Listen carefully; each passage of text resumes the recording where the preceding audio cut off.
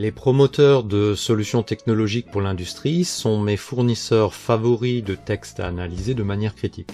Dans leurs élans publicitaires et leur méconnaissance des sujets, ils ou elles vantent des qualités de leurs solutions qu'un esprit critique aura tôt fait de mettre en doute.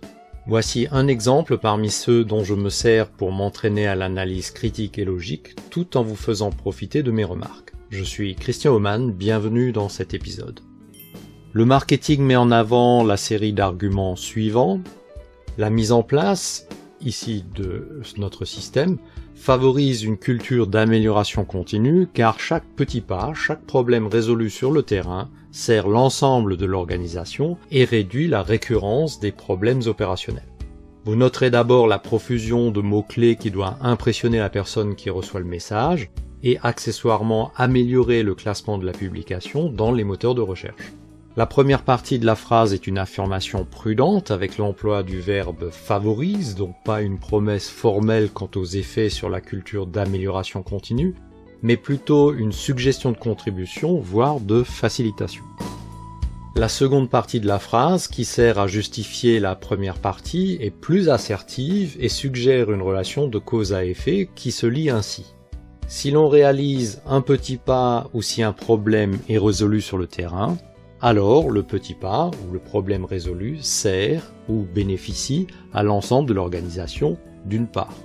Si l'on réalise un petit pas ou si le problème est résolu sur le terrain, alors le petit pas ou le problème résolu réduit la récurrence des problèmes opérationnels d'autre part. Les praticiens expérimentés savent que de nombreux petits pas ou de résolution de problèmes locaux ne bénéficient pas du tout à l'ensemble de l'organisation, simplement parce que la manière de les aborder n'est pas systémique. Le plus souvent, une amélioration locale consiste en réalité à pousser le problème hors du périmètre considéré, dans un service voisin, chez un fournisseur, mais au grand total, le problème n'est pas résolu. C'est le problème des vases communicants, où la pression d'un côté du tube va pousser le liquide dans l'autre vase, mais la quantité de liquide, qui représente les coûts de sous-performance par exemple, reste identique. Un exemple que je cite régulièrement est celui de l'amélioration de la présentation de pièces pour l'assemblage sur la ligne, qui réduit les gestes des opérateurs de production. Le gain mis en avant est le nombre de gestes inutiles, notamment pour déballer les pièces et les minutes gagnées au profit de gestes à valeur ajoutée. Ce que l'on oublie, c'est que la nouvelle présentation des pièces nécessite des plateaux adaptés, ainsi qu'un déballage et une préparation faits en amont.